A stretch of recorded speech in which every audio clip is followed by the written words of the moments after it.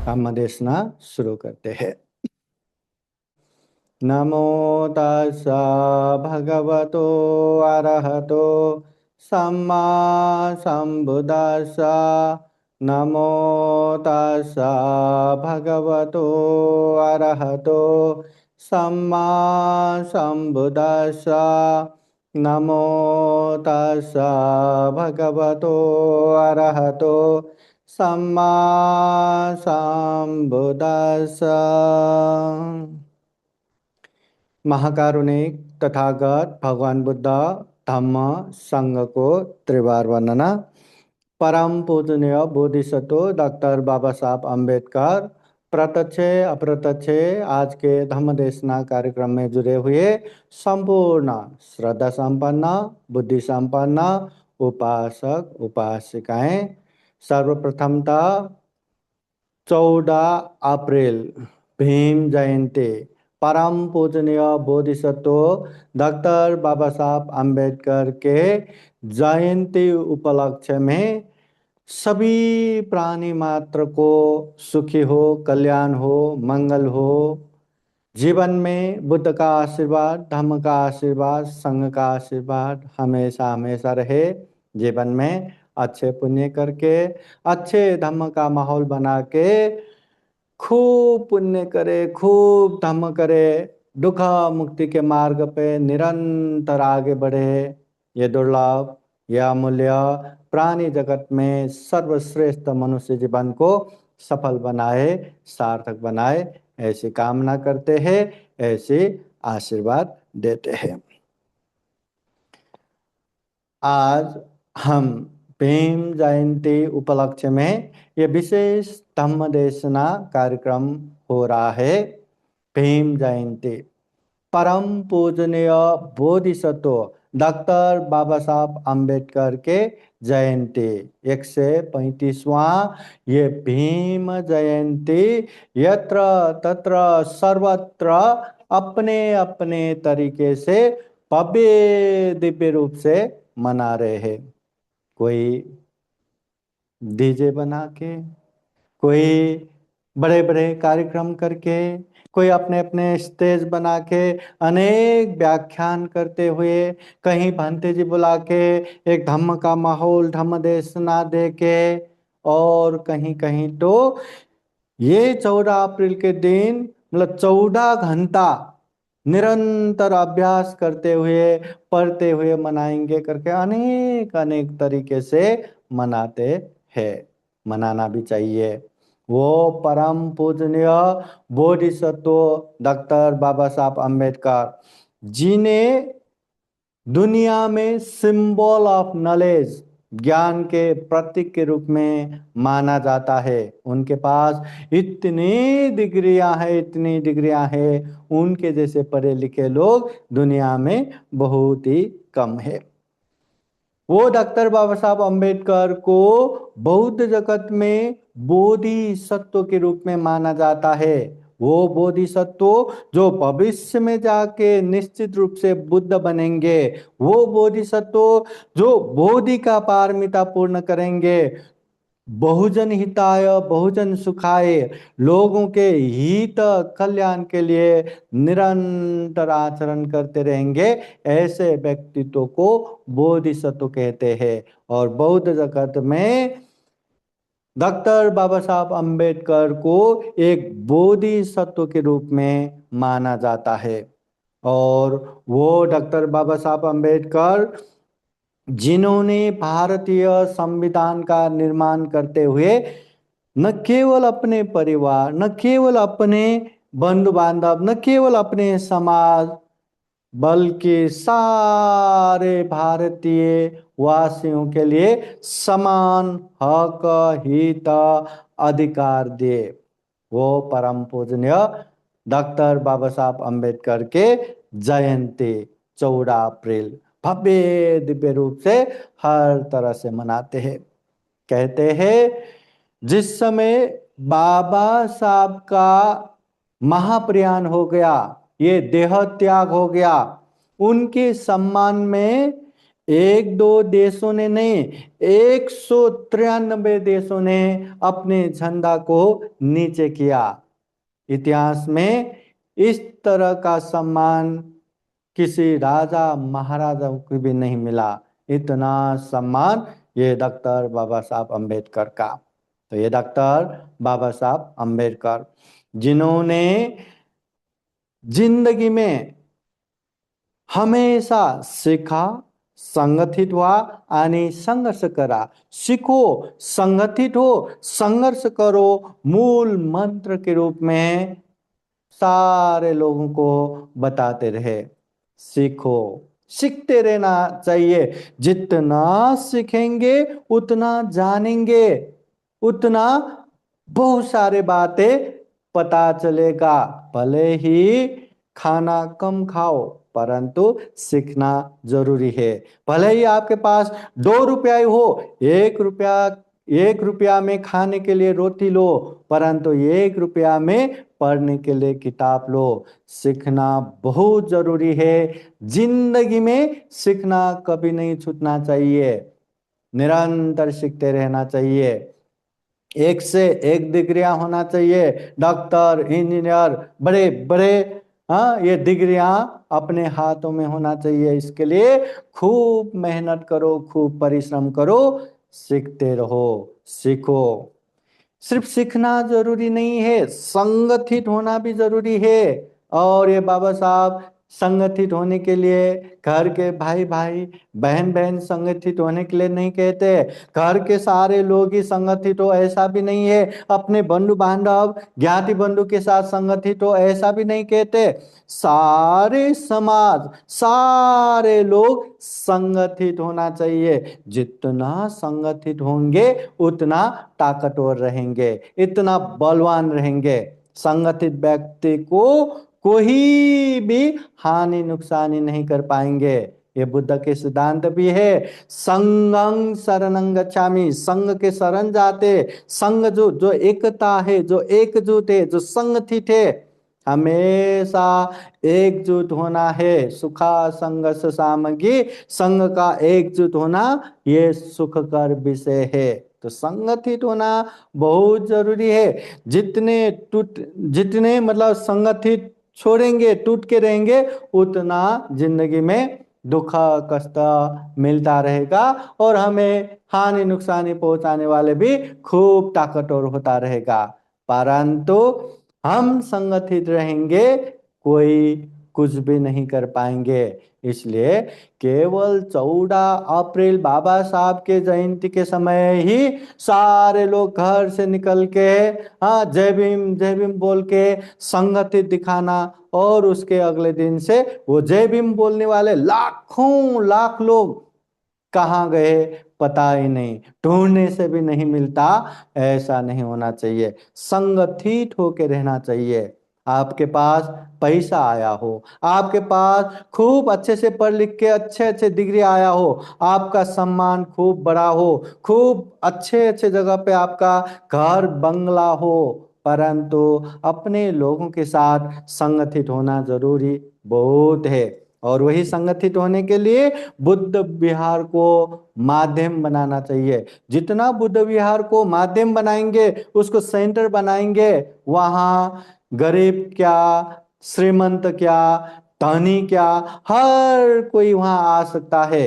अपने अपने घर में ही लोग जमा होंगे, अपने घर में ही बुद्ध वंदना लेंगे, अपने घर में ही बाबा साहब का गुणगान करेंगे, तो बाहर के लोग नहीं आ पाएंगे। मगर बुद्ध विहार सेंटर बनाया तो हर कोई आ सकता है, वहां संगठित हो सकता है। इसलिए बाबा साहब भी कहते हैं हर रविवार को, हर संडे को बुद्ध विहार जाना जरूरी है। आप अपने घर में रहो, आप दूसरे शहरों में रहो, आप पढ़ने के लिए जाओ, काम करने के लिए जाओ, या दुनिया के कहीं भी जाओ, परंतु अपने नजदीक बुद्ध विहार है क्या, ढूंढना बहुत जरूरी है। और बुद्ध विहार है तो वहां जुड़ना जरूरी है, अपने लोगों के साथ संगठित होना जरूरी है।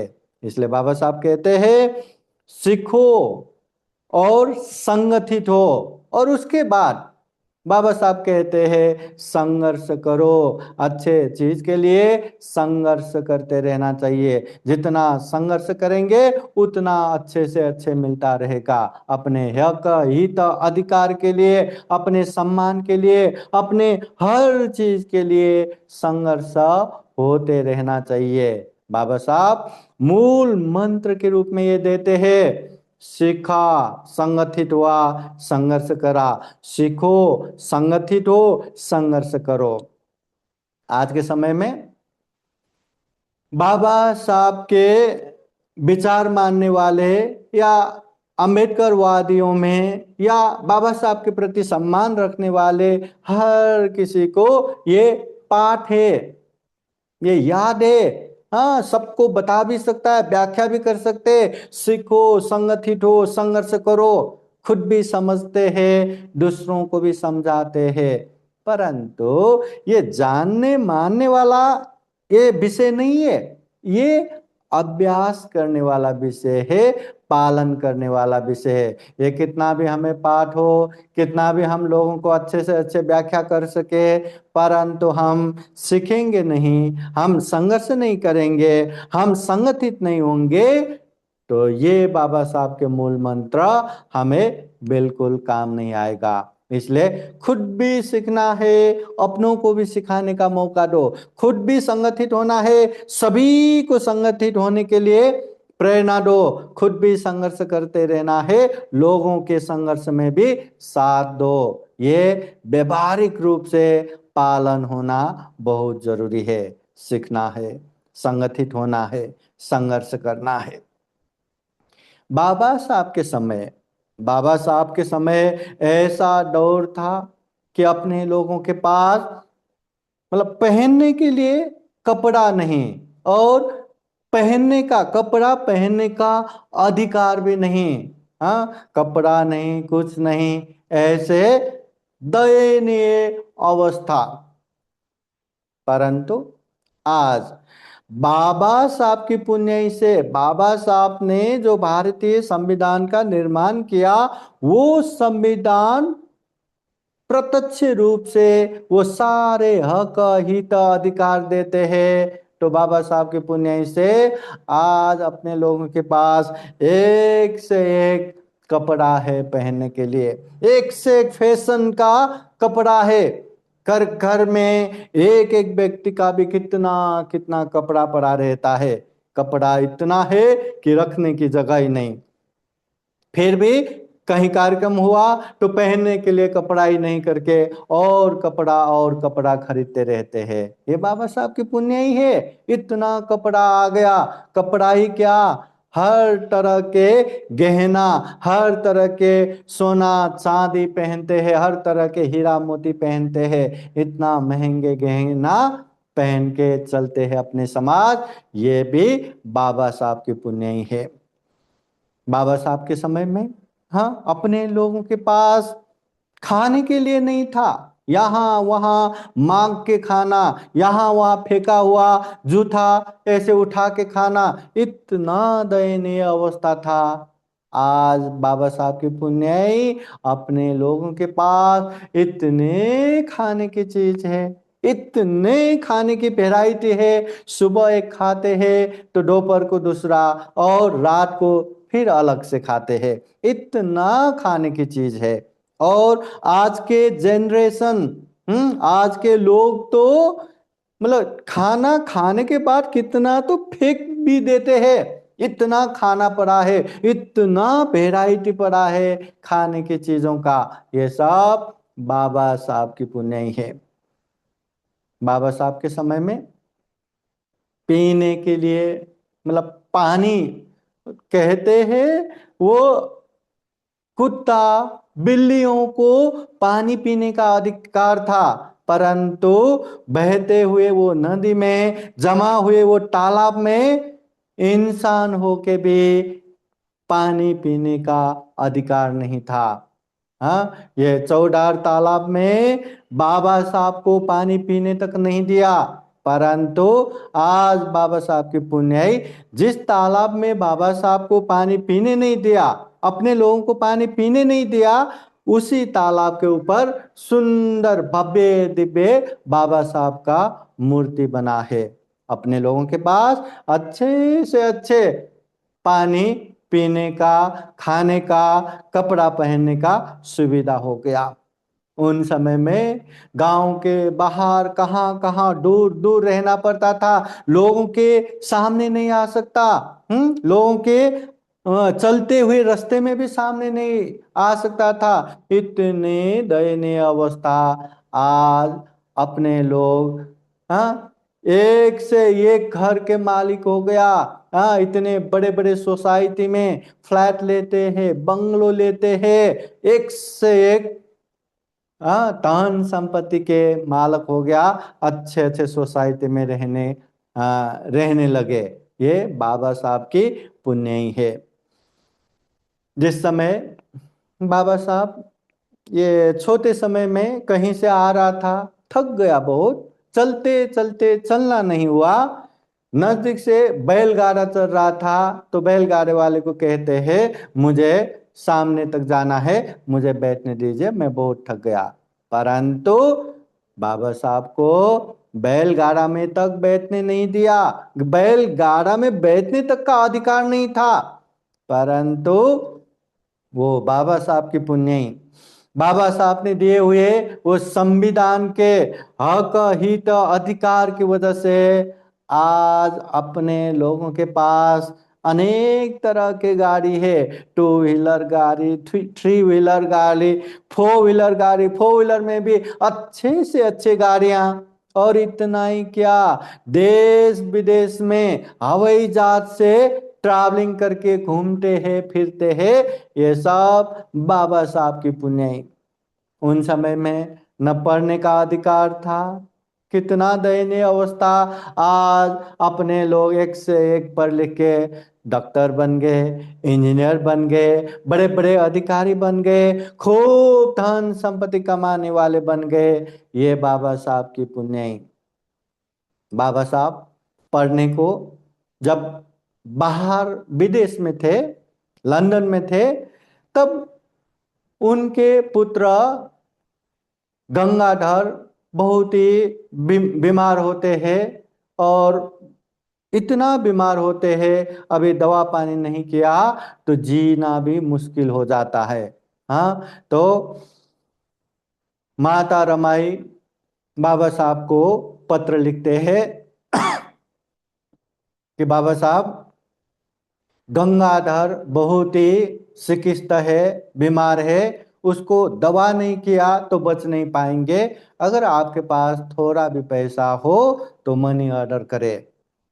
बाबा साहब जवाब देते हुए लिखते हैं, रमाई, मैं यहाँ पैसा न होने की वजह से दो समय न खा के एक ही समय खाना खा रहा हूं, मेरे पास पैसा नहीं है। अगर गंगाधर जाता है तो जाने दो, उसका यहीं तक का उसका जीवन का सफर होगा।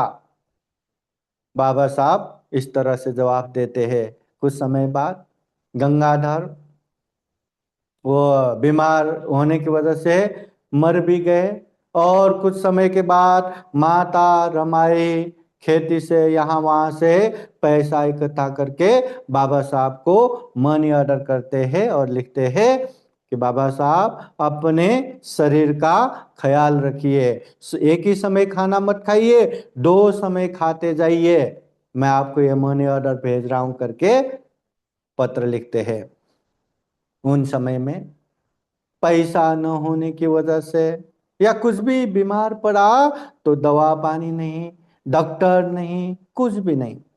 परंतु आज बाबा साहब की पुण्य ही, थोड़ा भी बीमार हो गया या थोड़ा भी बुखार आ गया या थोड़ा भी वायरल आ गया तो एक से एक अच्छे डॉक्टर के पास जाते हैं, एक से एक अच्छे दवा लेके आते हैं। इतना ही क्या, ये अभी केवल दवा ही नहीं, दवा लेने के ही नहीं, अभी दवा देने वाले भी बन गए। अपने समाज के लोग कितने कितने डॉक्टर बन गए। और डॉक्टर ही क्या, अपनी समाज के लोगों के पास अभी कितने कितने क्लिनिक हो गया, अपने ही, हाँ, क्लिनिक हो गया, हॉस्पिटल हो गया, ऐसे बड़े बड़े लोग भी हो गया। ये सब बाबा साहब की पुण्य, बाबा साहब की वजह से आज सभी को समान हक हित अधिकार मिला है। बाबा साहब ने ये सारा चीज करके गया है। इसलिए अगर हम बाबा साहब के प्रति सम्मान रखते हैं, अगर बाबा साहब को हम सही रूप में आदरांजलि प्रकट करना चाहते हैं, तो हमें सही रूप में अच्छे से सीखते जाना है, लोगों को सीखने के लिए मदद करना है, अच्छे से संगठित होना है, लोगों को संगठित होने के लिए प्रेरणा देना है, एक से एक संघर्ष करते जाना है, लोगों के संघर्ष में भी हमें सपोर्ट करना है, बाबा साहब के ये क्रांति में हमें साथ देना है। और एक बात, बाबा साहब जिसे ज्ञान के प्रतीक कहते हैं, सिंबल ऑफ नॉलेज कहते हैं, उन्होंने दुनिया भर के धम्मों को देखने के बाद, जांचने के बाद, परखने के बाद जो सबसे अच्छा धम्म लगा, जो सबसे वैज्ञानिक मानवतावादी धम्म लगा, वो बुद्ध के धम्म को बाबा साहब ने धम्म दीक्षा लिया और अपने समाज को भी यही धम्म की दीक्षा दिया, वो बुद्ध धम्म। तो बाबा साहब ने जो धम्म की दीक्षा, जिसमें कोई भी जातीय भेदभाव नहीं, कोई भी इंसान इंसान में भेदभाव नहीं करता, जो मानवतावादी है, साइंटिफिक है, ऐसा सर्वश्रेष्ठ धम्म बाबा साहब ने अपने समाज को दिया, बौद्ध बनाया। तो हमें केवल बौद्ध बन के नहीं रहना, केवल वो धम्म दीक्षा ग्रहण करके 22 प्रतिज्ञा लेके ग्रहण करके बैठना नहीं है। 22 प्रतिज्ञा लिया है तो 22 प्रतिज्ञा को समझते हुए पालन भी करना है। बाबा साहब ने जो धम्म दिखाया, वो धम्म को अच्छे से जानना भी है, समझना भी है, पालन भी करना है। जितना धम्म को जानते हुए समझते हुए पालन करेंगे, उतना हम बाबा साहब के प्रति आदरांजलि, सम्मान भी होगा और अपने जीवन भी सुख शांतमय होगा। बाबा साहब ने जो धम्म की दीक्षा दिया, हाँ, वो धम्म बुद्ध का धम्म है, शांति के अग्रनायक महामानव तथागत बुद्ध का धम्म है, जो केवल और केवल दुख से दुख मुक्ति तक पहुंचाने का ये मार्ग है। तथागत बुद्ध धम्म के विषय में समझाते हैं, सुनाथ धारित चराथ धम्म। ये धम्म कैसा है? सुनो, अच्छे से सुनना है, समझना है, फिर उसके बाद धारित, वो धम्म को धारण करो, ग्रहण करो, फिर उसके बाद चराथ, धम्म जो ग्रहण किया उसे परिचय करो, जांचो, परखो। धम्म के नाम पे कोई भी कुछ भी बोलेंगे और वो सही होगा, इसका कोई गारंटी नहीं है। हाँ, धम्म को अच्छे से जांचना है, परखना है। हाँ, पीला धातु, हर पीला धातु सोना हो, उसका कोई गारंटी नहीं है।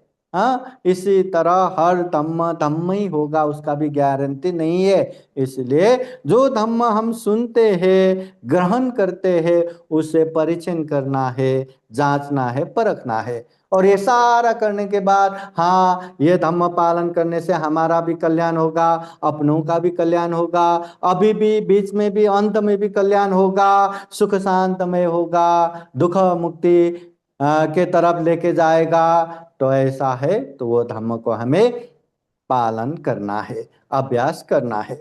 धम्म अच्छा लगा, जांचा जांचा परखा और ये सही में सद्धर्म है, ये मालूम होने के बाद भी नहीं, ये धम्म तो अच्छा है परंतु पालन करने के लिए मेरे पास समय नहीं है, अभी मैं बहुत बिजी हूँ, मुझे पैसा कमाना है, मुझे परिवार देखना है, सारा करना है, इसलिए मैं बाद में पालन करूंगा, बुढ़ापे में, रिटायर होने के बाद पालन करूंगा, ऐसा नहीं कहना।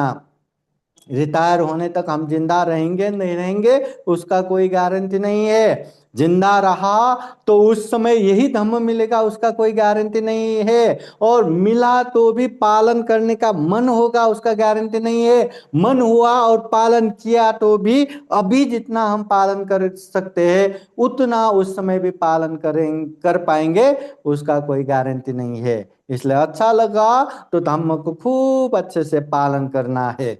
उपासक उपासिकाएं, धम्म को अच्छे से पालन करना है तो हमेशा याद रखो हमें क्या करना चाहिए। हाँ, कोई भगवान बुद्ध से जाके पूछे या कोई पूजनीय भिक्षु संघ से जाके पूछे कि मैं अच्छा उपासक या अच्छा उपासिका बन के रहना चाहता हूँ, मुझे खूब अच्छे से धम्म में परिपूर्ण होके रहना है, मैं क्या करूं। तब बुद्ध का उपदेश इस तरह से आते हैं। सर्वप्रथम अगर अच्छे से धम्म का पालन करना है तो पहली बात श्रद्धावान बनो। श्रद्धा नहीं रहा तो आप कुछ भी नहीं कर पाएंगे, श्रद्धा रहा तो हर चीज कर पाएंगे।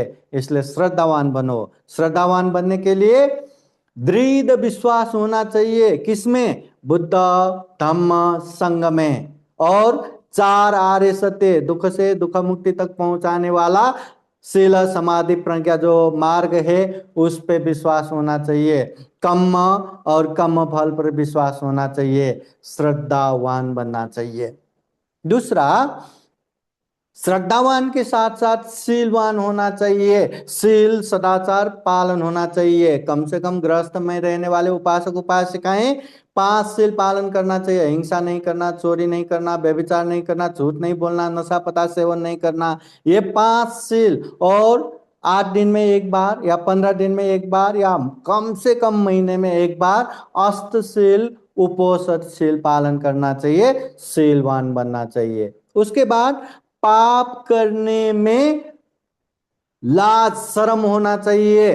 पाप करने में अंदर से डर त्रास होना चाहिए। पाप करने में हमेशा शर्म भी होना चाहिए, डर भी होना चाहिए। मैं ये पाप करूंगा तो लोग मुझे क्या कहेंगे, मैं ये पाप करूंगा तो लोग मुझे क्या करेंगे, शर्म और डर, इसकी वजह से पाप से हम दूर हो पाएंगे। उसके बाद हमें बहुश्रुत होना चाहिए। ज्ञान के विषय में खूब जानना चाहिए, सीखना चाहिए, खूब धम्म देशना सुनना चाहिए, खूब धम्म की चर्चा करना चाहिए, खूब धम्म की किताबें पढ़ते रहना चाहिए। धम्म हमें बहुत सारे मतलब मालूम होना चाहिए, बहुश्रुत होना चाहिए। हाँ, और उसके बाद हमें त्यागवान भी होना चाहिए। दान देने में परिपक्व होना चाहिए। अपने मेहनत से कमाया हुआ धन संपत्ति दूसरों के हित कल्याण के लिए दान देने में हमेशा तैयार होना चाहिए। बाबा साहब की पुण्य अब मांगने वाला नहीं, अब देने वाला बन गया। बाबा साहब से पहले लोग मांग के खाते थे, अभी हम में इतना ताकत है, इतना शक्ति है कि हम लोगों को दान दे सकते हैं। दान देने में परिपूर्ण होना चाहिए। और सबसे महत्वपूर्ण बात, प्रज्ञावान होना चाहिए। अच्छे बुरे पाप धम्म समझना चाहिए, पाप से दूर होके पुण्य कार्य में आगे बढ़ना चाहिए। प्रज्ञा नहीं रहा तो धम्म में भी अंधभक्ति हो जाता है, मिथ्या दृष्टि बन जाता है, ये कर्मकांड बन के रह जाता है। अगर प्रज्ञा रहा तो हर चीज पुण्य ही पुण्य है। इसलिए अगर अच्छा उपासक अच्छा उपासिका बनना चाहते हैं तो श्रद्धावान बनना है, शीलवान बनना है, पाप करने में लज्जावान बनना है, पाप करने में भयवान बनना है, बहुश्रुत बनना है, त्यागवान बनना है, प्रज्ञावान बनना है। ये बाबा साहब ने जो धम्म की दीक्षा दिया वो धम्म का प्रमुख उपदेश। अभी प्रमुख उपदेश में तो तथागत बुद्ध सारे धम्म को सारांश में कहते हैं। सब पाप सकरणं, जो भी पाप है वो मत करो, जितने भी पाप है उससे दूर रहो। कुशल से उपसंपदा, जो अच्छे कुशल है, जो पुण्य है, जो धम्म है वो करते जाओ। सचित परियोदपनं, अपने चित्त को परिशुद्ध रखो। संयम रखो, ये तंग बुद्धान शासनम, ये बुद्धों का शासन है, शिक्षा है, धम्म है, उपदेश है। जो भी पहले बुद्ध बन के गए, जो वर्तमान समय में बुद्ध है, जो भविष्य में आने वाले बुद्ध है, सारे बुद्धों का ये सारांश उपदेश है। पाप मत करो, पुण्य करो, चित्त परिशुद्ध करो। तो ये तथागत बुद्ध के उपदेश है, जो बाबा साहब ने खुद भी ग्रहण करके अपने लोगों को भी ये धम्म की दीक्षा दिया। इसलिए ये धम्म को खूब अच्छे से जानो, समझो, पालन करो। जितना पालन करेंगे उतना हमारे जीवन में सुख शांति भी आएगा, और सही रूप में हम बाबा साहब के प्रति आदरांजलि भी प्रकट कर पाएंगे, सम्मान भी प्रकट कर पाएंगे। ये बाबा साहब का मूल बात है। तो बाबा साहब को हमें सम्मान करना है, सीखना है, संगठित होना है, संघर्ष करना है। बाबा साहब ने जो समान हक हित अधिकार दिया, खुद भी अच्छे से अच्छे पढ़ लिख के दूसरों को भी साथ देते हुए, खुद भी अच्छे धम्म में आगे बढ़ते हुए, दूसरों को भी रास्ता दिखाते हुए, ये दुर्लभ अमूल्य सर्वश्रेष्ठ मनुष्य जीवन को सफल बनाना है, सार्थक बनाना है। फिर एक बार हम भी जो बाबा साहब ने जो धम्म की दीक्षा दिया, वो धम्म, वो तथागत बुद्ध के धम्म को खूब अच्छे से जाने, समझे, और व्यवहार में पालन करते हुए, खूब पुण्य, खूब धम्म करते हुए दुख मुक्त निर्वाण की तरफ निरंतर आगे बढ़े। ये दुर्लभ अमूल्य सर्वश्रेष्ठ मनुष्य जीवन को सफल बनाए, सार्थक बनाए, ऐसे कामना करते हुए ये धम्म देशना यहीं समापन करते हैं। सभी का मंगल हो, सभी का कल्याण हो। भवतु सब मंगलं। साधु साधु साधु।